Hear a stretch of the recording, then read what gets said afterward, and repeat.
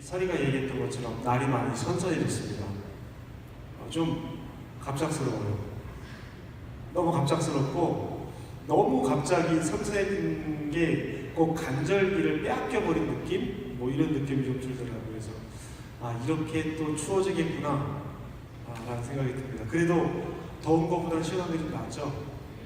이렇게 선선해지면 이제 개학을 해야 되는 친구들도 있고요. 우리 정엽이도 오늘 예배 후에 또 지방으로 내려가서 학기를 보내게 될 텐데 멀리 지방으로 가시는 분들 잘 다녀오시고 또 중간중간 함께 와서 예배했으면 좋겠습니다. 인간의 간사함이라는 게 그런 것 같아요. 날이 더우면 덥다고, 추우면 춥다고, 좋으면 좋다고, 많이 만나면 많이 만난다, 조금 만나면 적게 만난다, 뭐 이런저런 얘기들이 많습니다. 여러분들 어떻습니까? 요즘 사람과 사람 사이의 관계에서도 이 스펙, 관계 자체가 스펙이라는 얘기가 있어요. 누구를 얼마큼 많이 하느냐, 이게 스펙이라고 얘기들 하더라고요. 예수님은 사람을 어떻게 만나셨을까요?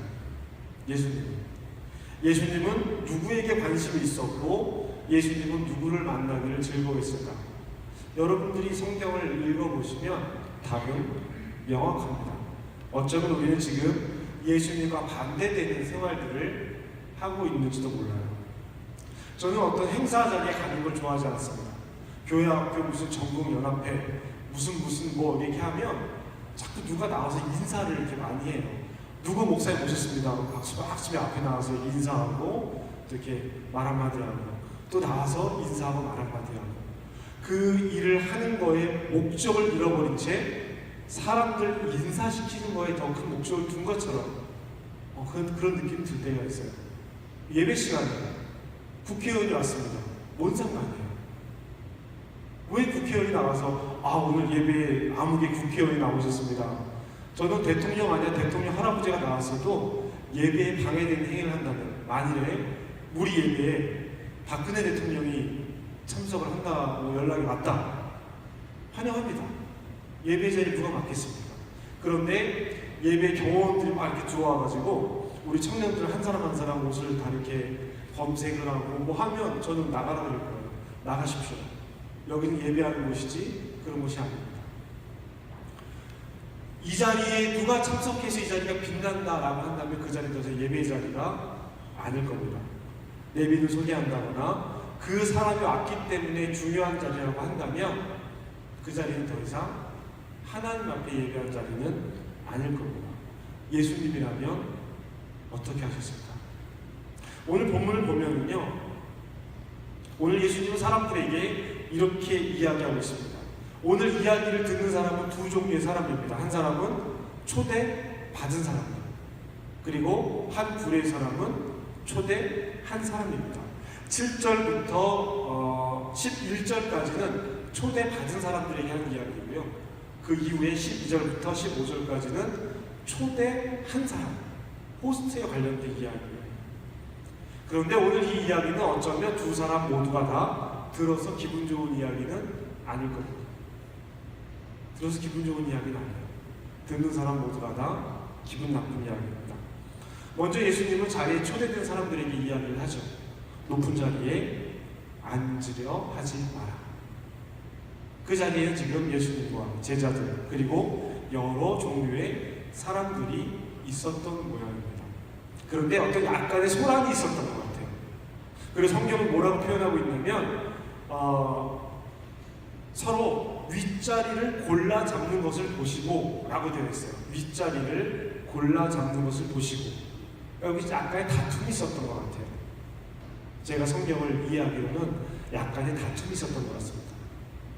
이 다툼이라는 게 뭐 싸움이 아니고요. 자, 여기 지금 자리에 앉아있는데 일어나세요. 여기는 당신의 자리가 아닙니다. 일어나서 저쪽으로 옮겨가세요. 라고 하는 정도의 사소한 다툼이에요. 그러면 내가 왜 여기서 일어나야 돼? 내가 당신한테 이거밖에 안 되는 거야? 나 기분 나빠 집에 가겠어. 이런 얘기가 있었을지도 모를 것 같아요. 왜냐하면 지금도 외국에서는 그렇죠. 지금도 외국에서는 그래요.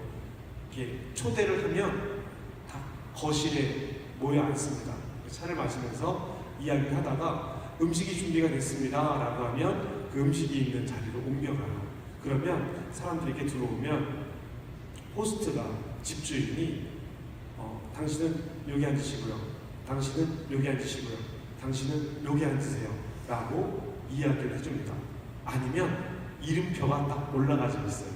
고영기, 전민규 이름표가 올라가 있습니다. 그러면 그 자리에 가서 앉는 거예요. 이게 예의입니다. 이게 예의예요. 그러면 이 당시, 예수님 당시에 이 만찬 자리는 어땠을까? 마찬가지. 심포지움이라고 하는 그 형식이 예수님 시대의 식사 형식에서 나왔는데, 한 사람, 주인이 가운데 앉고요, 주인 양 옆으로 중요도에 따라 사람들이 늘어 앉게 됩니다. 맨 마지막에 말석이에요. 말석. 가운데 이렇게 긴 테이블이 이렇게 있어요. 그럼 가운데 주인이 이렇게 피스트가 길에 눕습니다. 여러분, 예수님이 만찬 자리에서, 식사 자리에서 마리아가 이 발을 씻었다라고 나오고 향유로 옥합을 깨서 향유로 발을 씻었다는 성경 말씀이 나옵니다. 그거요, 그 여자가 테이블 밑으로 기어들어가는 게 아니에요. 오해하면 안 돼요. 테이블 밑으로 기어들어가는 게 아닙니다. 예수님이 비스듬히 누워있고 다리를 뒤로 하고 비스듬히 누워있을 때 뒤쪽에 와서 행동이란 거예요. 그렇게 쭉 누우면 그때 하인들이 와서 발을 씻겨주고, 발에 이제 샌들을 신고 다니니까 신발을 벗기면서 발을 씻겨주고 손을 씻어주고, 그때부터 식사가 시작이 되는 거예요. 예수님께서 가나의 혼인잔치에서 정결 예법을 위해서 마련된 항아리의 물을 포도주로 바꾸십니다. 그 정결 예법에 사용되는 포도주가 바로 그 물이에요. 그 물. 발 씻겨주고 손 씻겨주는 물입니다. 그 물을 포도주로 만든 거예요. 예수님이 향유를 깼을 때 300데나리온이나 되는 그 향유를 가난한 사람들을 나눠주지 않고 어떻게 예수님의 발에 쏟아부느냐라고 얘기해서 예수님께서 너희들은 내가 들어왔을 때 손 씻을 물도 주지 않았고 발도 씻겨주지 않았다. 이 여자는 지금 나에게 최선을 다하고 있다라고 하는 성경 말씀이 같은 맥락에서 이해가 되는 겁니다. 이렇게 앉아있는데 한 사람이 들어온 거예요. 그래서 자기가 제일 먼저, 얘기도 안 했는데 제일 먼저 좋은 자리에 가서 탁 앉은 겁니다. 그랬더니 자리를 다시 바꿔야 되는 상황이 된 거예요. 그리고 중요도에 따라서 모든 사람들이 다 일어나야 되는 상황이 됐잖아요. 그게 귀찮으면 어떻게 하겠어요? 여러 사람을 일으키기가 다 신발 벗고 누웠는데 일으켜야 되잖아요. 그게 귀찮아졌어요. 그러면 한 사람씩 미는 게 아니라 네가 제일 끝으로 가, 이렇게 돼버려요. 성경 말씀에 네가 높은 자리에 앉아있으면 이렇게 세워서 말석으로 가장 낮은 자리로 내려앉게 될 것이다 라고 하는 이야기가 바로 그 이야기입니다. 그러면 그 안에 초대된 많은 사람들이 이런 어수선함 속에서 어떤 느낌을 갖겠냐는 거예요. 자리를 바꿔 앉히면 내가 저 사람, 초대되어진 사람들 중에서 저 사람보다 내가 못하단 말이야? 이렇게 되는 거죠. 민규가 앉아있고 제가 들어왔어요. 그랬더니 그 주인이 와서 전민규 씨 일어나세요. 저쪽으로 가세요. 여기 고용기가 앉을 겁니다. 라고 하면 전민규 입장에서는 내가 고용기만도 못한 사람이야? 이 사람한테 내 중요도가 이거밖에 안 돼? 라는 생각을 하게 되는 거죠. 어수선해지고 복잡해지는 겁니다. 그리고 소문이 어떻게 나겠어요? 야, 이 집주인한테는 전민규보다 고용기가 훨씬 낫대. 이렇게 소문이 날 겁니다. 그러면 전민규는 어떻게 되는 거예요? 망신살을 받게 되는 거죠. 높은 자리에 다 앉아있다가 이렇게 세움을 당해서 낮은 자리로 갔습니다. 예수님이 뭐라고 말씀하시냐면 너희가 어떤 자리에 초대를 받으면 가장 낮은 자리에 가서 앉아있어요. 네가 만일에 중요한 사람이라면 집주인이 들어와서 너를 이렇게 세워서 높은 자리로 앉히고 그 자리에 있던 사람을 밀어내지 않겠느냐라는 거예요. 지금 상황과 똑같은 일이 벌어지고 있는 겁니다. 똑같은 일이 벌어지고 있지만 내 입장에서는 나는 존귀한 자리로 옮겨가게 되는 거예요. 이것이 소문나면 얼마나 좋겠느냐 라고 이 초대받은 사람들에게 이야기를 하고 계신 겁니다. 이 이야기가 여기서 끝나버리면요, 여기서 끝나버리면 예수님은 나 스스로 높아지려 하지 말고 내가 다른 사람에 의해서 존귀함을 받을 수 있는 그런 가치를 가진 사람으로 살아야 한다라고 이 교훈은, 이 비유는 끝날지도 모릅니다. 그런데 이 비유는 여기서 끝나지 않아요. 예수님 다시 집주인을 향해 돌아서서 말씀을 하기 시작합니다.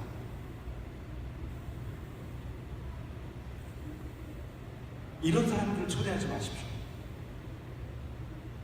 서로 높은 자리에 앉으려고 하는 사람들을 초대하지 마십시오.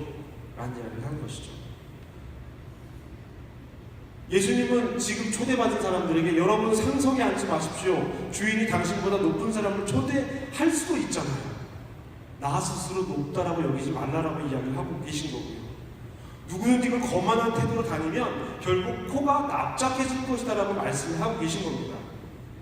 당신이 스스로를 인정하고 살아가면 자기 자신보다 더 큰 존재로 살아가게 될 겁니다 라고 말씀하고 계신데, 이제 다시 돌아서서 집주인에게 뭐라고 이야기를 하느냐, 다음번에는 점심이든 저녁이든 어떤 식사의 자리가 있고 잔치의 자리가 있다면 내 친구, 가족, 잘 사는 이웃, 즉 호의를 베풀면 그 호의를 다시 갚을 만한 사람에게 이 자리를 베풀지 말고 가난한 사람, 다리 저는 사람, 병든 사람, 즉 당신이 호의를 베풀었을 때 그 호의를 갚을 수 없을 만한 사람을 불러다가 호의를 베푸십시오. 그러면 나중에 그 호의를 이 사람은 갚지 못할지 몰라도 그 자리에 참석한 사람들은 갚지 못할 수 있어도 하나님께서 마지막 때의 심판의 때에 그 호의를 갚아주실 것입니다 라고 이야기하는 것입니다. 사람의 보답이나 호의를 기대하는 것은 잘못된 일일 수 있습니다. 왜냐하면 그것을 대가로 주고받는 겁니다. 그건 대가가 되는 거예요. 내가 여러분한테 이만큼 했으니까 여러분들 이만큼 해야 됩니다 라는 조건이 붙는다면 그건 호의도 아니고요, 선한 의도도 아니고 선한 마음도 아닙니다.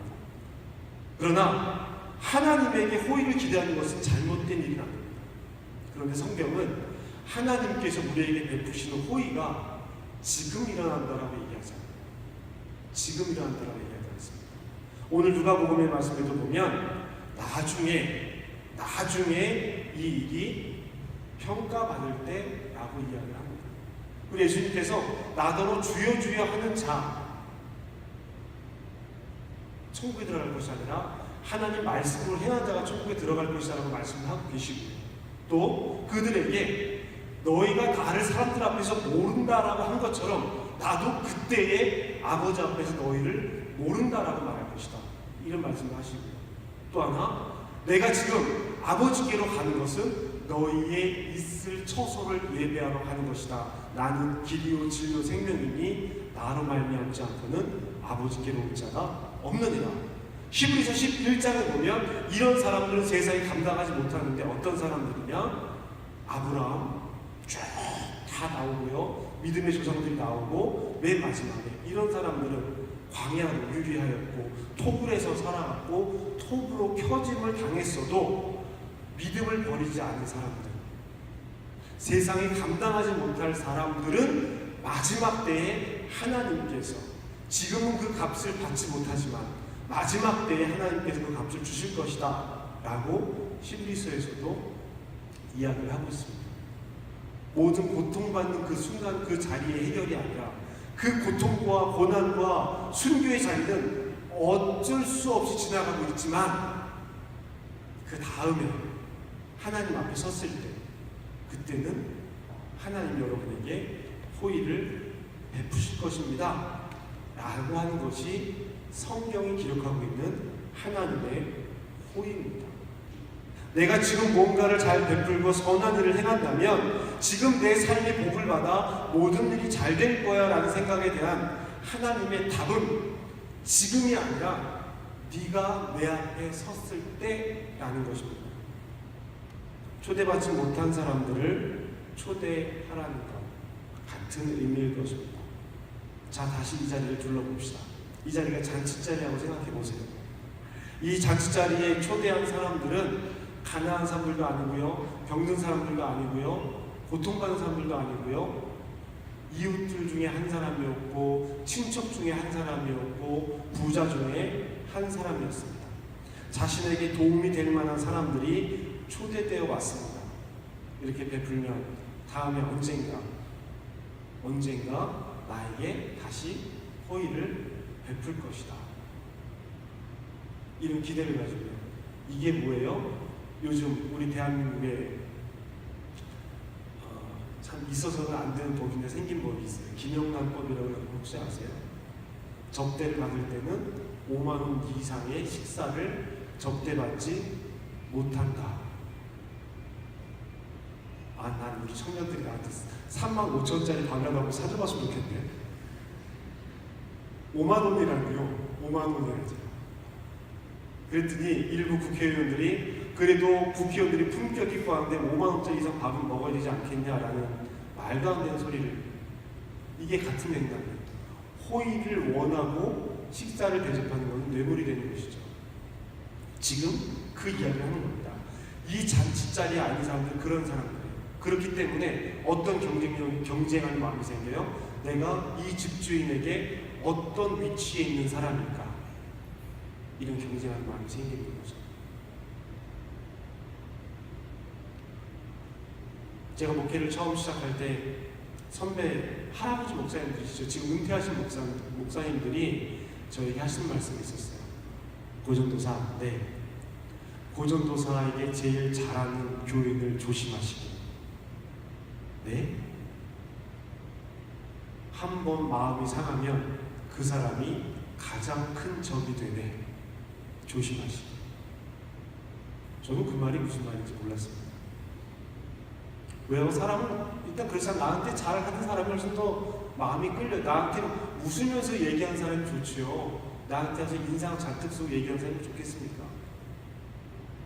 그 이야기를 제가 나중에야 경험하면서 알게 되었습니다. 지금 이 자리에 있는 사람들은 다 그런 기대가 있는 사람들입니다. 자기 세를 과시하고 싶기도 하고요. 그 시간을 통해서 많은 사람들과 인맥을 얻고 싶었을 것입니다. 그래서 사람들을 초대했고, 그 잔치에 응한 사람들은 와서 더 높은 자리, 더 좋은 자리를 기대했겠죠. 흥겨운 잔치의 자리가 아니라 어수선하게 서로 내 위치가 어디쯤인지를 가늠하는 그런 자리가 되어버린 것입니다. 그래서 주님은 사람들에게 스스로를 높이려 하지 말고 겸손하라는 말씀을 하십니다. 그리고 잔치를 베푼 사람의 목적을 꿰뚫어 본 듯이 주인을 향해서 초대할 사람들을 다시 한번 생각해 보라고 말씀하고 있습니다. 정말 잔치를 베풀자는 것이죠. 정말 식사를 하자는 것입니다. 감사할 줄 아는 사람들과 함께 그 자리를 만들어 보자라고 말씀하고 계신 것입니다. 낮은 자리에 앉아서 높은 자리로 나를 데리고 갈 거야 라고 기대한다면 그 기대를 가진 사람은 이미 낮은 자리에 있는 사람이 아닙니다. 그리고 혹 나를 높은 자리로 옮겨가지 않는다면 그 절망감, 그 좌절, 그 자존심 상함, 그 화남은 다른 사람들보다 앉아있다 밀려난 사람보다 훨씬 더 높을 거예요. 내가 저 끝에 가서 앉아있으면 주인이 막 와가지고 나를 이 자리로 안내할 거라고 생각했는데 밤 다 먹고 끝날 때까지 내가 왔는지도 몰라. 내가 그런 길을 갖고 있었는데 얼마나 짜증나고 속상할까. 15절 이후에 기록되어 있는 말씀은 바로 그런 사람들 향해서 기록되어 있는 말씀입니다. 잔치자리에 응할 만한 자격이 있는 사람들. 오늘 본문은 14절까지만 우리가 이야기를 합니다. 부름에 응하지 않는 사람들의 이야기, 초대받은 사람들의 태도는 15절 이후에 기록이 되어 있습니다. 여러분 꼭 한번 읽어보십시오. 우리가 오늘 이 잔치자리에 있는 사람들이라면, 우리가 그 사람들이라면 우리는 어떤 부류의 사람들입니까? 가치 있고 높고 부자고 존귀하고 이 자리를 빛내주셔서 감사합니다 라고 하는 사람들일까? 잔치에 초대된 사람들일까? 초대한 사람들일까? 어쩌면 그 둘 다일 수 있습니다. 우리는 그 둘의 모습을 다 가지고 있는 것입니다. 오늘 우리는 이 잔치를 예배라는 단어로 바꿔서 한번 생각해 봅시다. 예배. 예배로 만나야 합니다. 제가 말씀을 시작하면서 처음에 말씀드린 것처럼 예배에는 그 어떤 목적이 있을 수 없습니다. 예배의 목적은 오직 하나님과 우리 안에 있는 것입니다. 예배를 통해서, 교회를 통해서 그것이 자기의 자랑이 되고 스펙이 되고 남들에게 자랑거리가 된다면 그 일은 옳은 일이 아닙니다. 우리에게 초대되어야 할, 가장 먼저 초대되어야 할 분이 누구십니까? 내 자리에, 내가 이 주최하는 잔치 자리에 가장 먼저 초대되어야 하는 사람이 누구십니까? 가장 높은 자리에 앉아야 하는 사람이 누구십니까? 예수님은 우리에게 어떤 분이십니까? 어떤 분이셔야 합니까? 주님께서 말씀하시는 것 그대로입니다. 근데 우리 예수님은 항상 우리보다 더 낮은 자리에 계시려고 합니다. 왜요? 우리를 그 자리로 부르시는 거예요. 예수님이 가난한 사람들 곁으로, 예수님이 상처 입은 사람들 곁으로, 예수님이 노예들 곁으로, 예수님이 여자와 청년들과 어린아이 곁으로 가신 것은 우리를 보고 거기를 바라보라는 것이 아니라 우리 보고 그 자리로 오라고 하는 것입니다. 우리 마음에, 우리가 지난 7, 8월 계속해서 내 마음 그리스도의 집이라는 책을 가지고 이야기를 나누는데요. 내 마음이 그리스도의 집이 된다면 우리 삶의 자리는 예수님이 계신 자리로 옮겨갈 수밖에 없는 거예요. 그 자리로 옮겨가지 않은 상태에서 나의 주인은 예수님이십니다 라고 말하는 것은 자기를 속이고 자기를 기만하는 일입니다. 하나님 앞에 높은 자리는 없습니다. 하나님 앞에 더 존귀한 자리는 없습니다. 하나님 앞에 다른 계산은 있을 수가 없습니다. 내가 이렇게 하면 더 좋게 여겨질 거야 라는 마음이 있는 순간 우리는 이미 마음을 빼앗기고 잃어버린 거예요. 사랑하는 여러분, 늘 말씀드리지만 사단은 우리에게 어려운 시험을 걸어오지 않습니다. 사단은 마귀라고 불리고 사탄이라고 불리는 존재가 있다면, 성경에 기록되어 있는 그런 사람들이 있다면, 그런 존재가 있다면 그들은 우리에게 결코 어려운 것을 시험으로 주지 않는답니다. 걸리기 쉽고 넘어가기 쉬운 게 유혹입니다.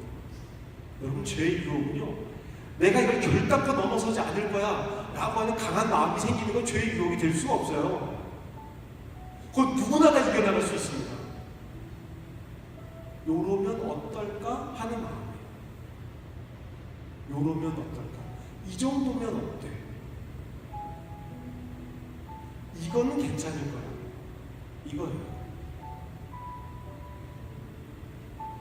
죄는 시험은 어렵게 다가오지 않습니다.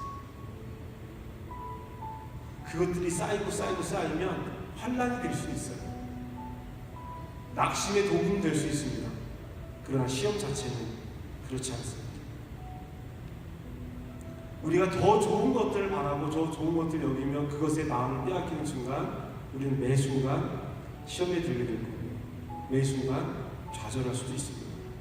우린 낮은 자리에 있어야 합니다. 거기가 하나님의 나라가 시작되는 곳이기 때문입니다. 그냥 낮은 자리로 가라는 게 아니에요.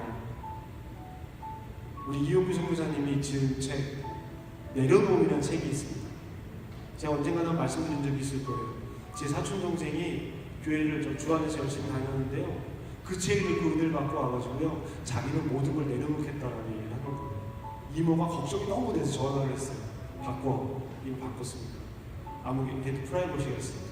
아무개야, 오빠, 걔 이제 대학생이거든요. 이제 졸업할 때 됐구나. 저한테 동생이니까, 사촌 동생이니까.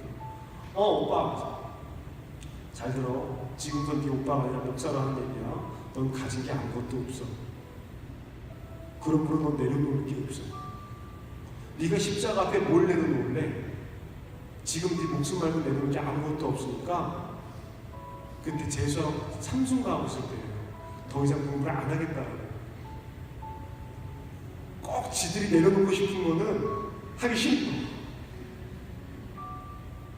여러분, 낮은 자리로 찾아가자는 게 아니에요. 거긴 내가 내 의지를 가지고 갈 수는 있을지 몰라도 거기에서 하나님 나라가 시작하지 않습니다. 선한 일이 일어날 거예요. 좋은 일이 일어날 수 있습니다. 그건 하나님의 나라가 시작되지 않습니다. 예수님과 함께, 주님과 함께 낮아진다면 그때 거기에 하나님의 나라가 시작이 됩니다.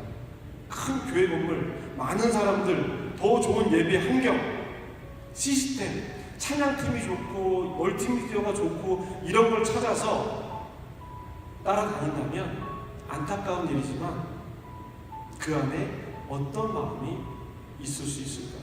더 불편한 것, 더 어려운 것, 더 힘든 것, 그곳에서 하나님을 만나고 하나님과 함께한 삶을 살겠다라고 다짐한다면 그게 정말 낮은 자리에 앉아 높은 자리로 옮김을 받는 그런 삶이 될 것입니다. 예배하는 곳, 예배의 마음이 있는 곳이 더 앞서야 합니다. 주님이 함께 하시면, 주님이시라면 어떻게 하실까? 우리의 가장 앞선 마음은 바로 그런 마음이 되어야 합니다. 잔치자리는 예배의 자리입니다. 여러분 지금 예배를 어떻게 만나고 계십니까? 이 예배의 주인공은 온전히 예수님이십니까? 이 예배에 영광을 받으실 분이 예수님이시고 하나님이시고 이 예배를 운영하시는 분이 성령님이십니까? 여러분들 마음에 지금 감동을 주시는 분이 하나님이시고 여러분의 마음에 울림을 주시는 분이 성령님이시고 여러분들 저 교회 바깥으로 이끌고 나가고 계시는 분이 예수님이십니까? 그렇지 않다면 이 예배는 중심을 잃은 예배가 되어버리는 것입니다. 자기 만족이 되는 거예요. 일주일에 한 번 이 예배라도 이렇게 드렸으니 이제 나는 자유롭게. 커피집 가면 도장 10개 찍으면 한 잔 더 주는 것 마냥 그렇게 일수도장 찍듯이 신앙하고 있다면 우리 다시 한번 결단합시다. 이제 계절이 변해가고 자연의 섭리를 따라 우리 삶이 변해갑니다. 저 여러분 삶이 하나님의 그런 이끌림 안에 있단 말이죠. 낮은 자리 좋아하는 사람 없습니다. 저도 별로 좋아하지 않아요. 저도 아무것도 안 하고 손가락 하나로만 일하고 싶은 사람입니다. 넌 이거 하고 너 뭐라. 사랑하는 여러분, 오늘 여러분 마음이 가지고 있는 삶의 자리를 여러분 스스로 한번 고백해 봅시다. 조용히 감고요.